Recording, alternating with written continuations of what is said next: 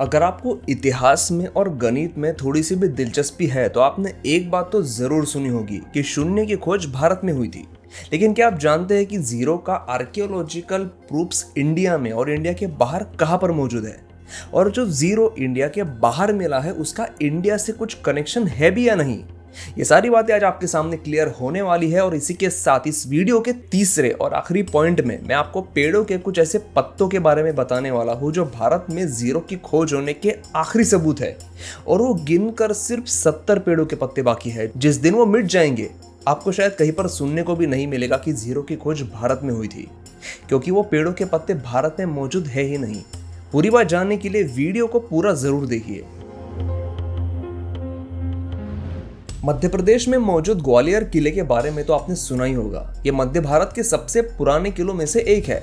ये किला जाना जाता है उसके अंदर बने महल और मंदिरों के खूबसूरत आर्किटेक्चर के लिए।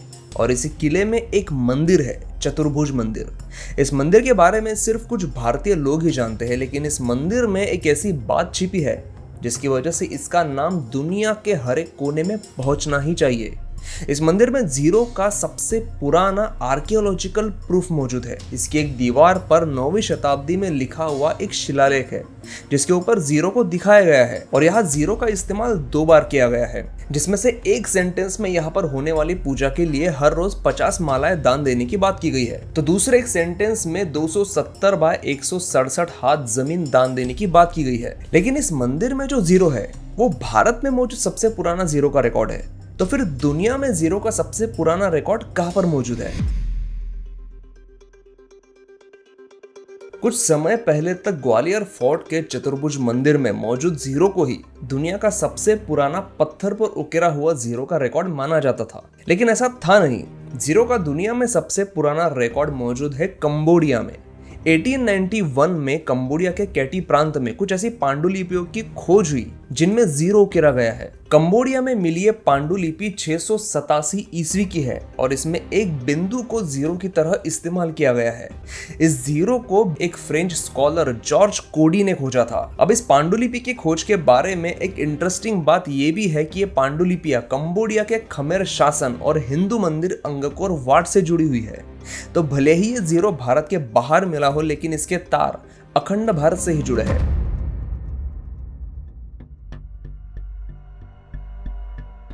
हमने बात की उस पत्थर पर उकेरे जीरो की जो भारत में सबसे पुराना रिकॉर्ड है। हमने उस जीरो को भी दिखाया जो दुनिया में सबसे पुराना जीरो का रिकॉर्ड है, जो पत्थर पर उकेरा हुआ है। अब हम आपको उस जीरो के बारे में भी बताएंगे जो हाथ से लिखा हुआ सबसे पुराना जीरो का रिकॉर्ड है।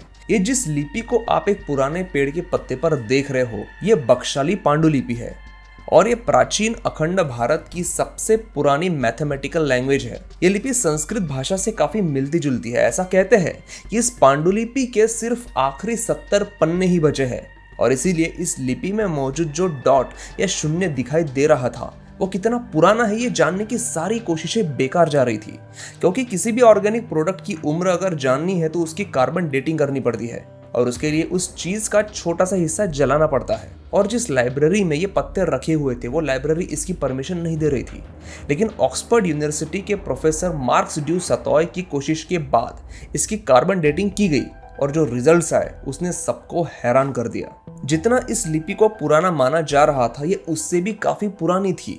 इन पेड़ों के पत्तों पर यह लिपि 2री शताब्दी में लिखी गई थी। इसका मतलब भारत में जीरो का इस्तेमाल 2री शताब्दी में शुरू था और यह पत्ता दुनिया का सबसे पुराना जीरो का रिकॉर्ड है। और ये जानकर तो और खुशी होती है कि इस सबूत के तार भी भारत से ही जुड़े हैं।